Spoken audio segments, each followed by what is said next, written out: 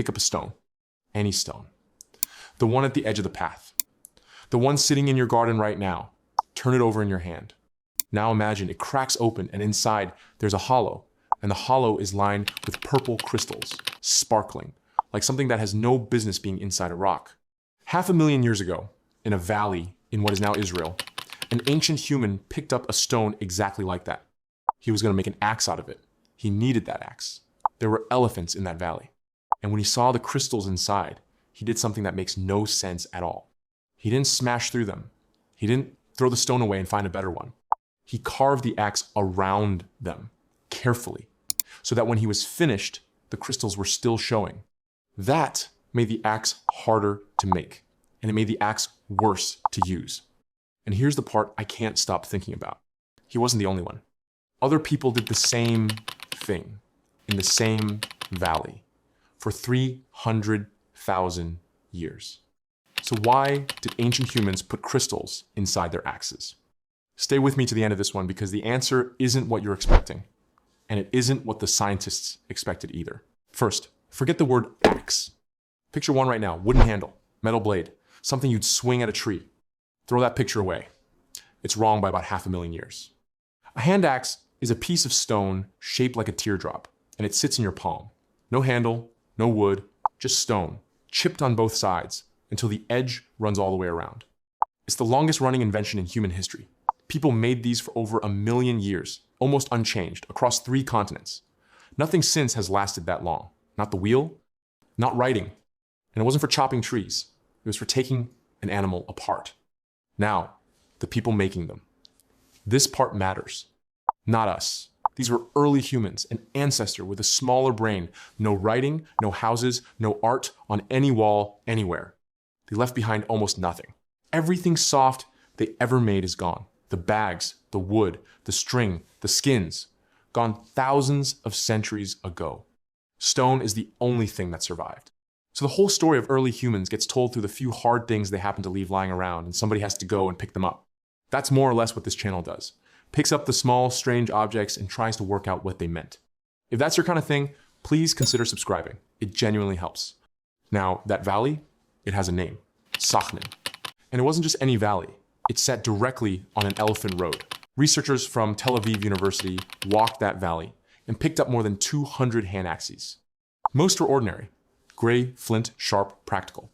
Around 10 to 15 of them were not ordinary at all. One had a hollow ball of crystals set into it, left open so you could see inside. One had a seashell in it, a real one, an animal that died in an ocean, turned to stone, sitting in the middle of a tool made on dry land. One had a hollow, shaped like a tiny cave. And one wasn't a tool at all. It was a ball, round, shaped by hand, made out of a geode. You can't cut anything with a ball. Somebody sat down and made it anyway. Now, here's the detail that changes everything. That stone is harder to work than ordinary flint. A hollow inside a rock is a weak point. Strike near it wrong, and the whole thing shatters in your hands, and the day's work is gone. They chose it anyway. There's a boring explanation here, and it's a good one. Let's give it its best shot. It's coincidence. Flint in that part of the world is full of fossils and cavities. It's just what the rock is like there. So if you make 200 hand axes, some will have something odd inside, not because anyone chose it, but because that's what was lying around. And these people were not browsing a shop. They were hungry. There was an elephant to cut apart and a limited number of daylight hours to do it in. Nobody in that situation is thinking about decoration. A tool is a tool. You need an edge. You don't need it to be pretty. That explanation costs nothing, and it doesn't ask ancient humans to have thoughts we can't prove they had. It's also the one I believed when I started reading about this. And you can still walk that valley today. The axes are right there on the surface, worn smooth, half buried, lying in the open where they've been since before our species existed. Which means the only thing standing between us and the answer is the objects themselves. There's nobody to ask. Nothing was written down. So we do the only thing left to do. We test the boring explanation, and you can do that in your head, right now, with no equipment at all. 3 things, break it. 1, where the crystals are, accidents land anywhere. If the fossils were random, you'd find them at the edges, near the tip, half chipped away. They're not. They sit on the broad, flat face, near the middle. The one place on a hand axe where you look at them.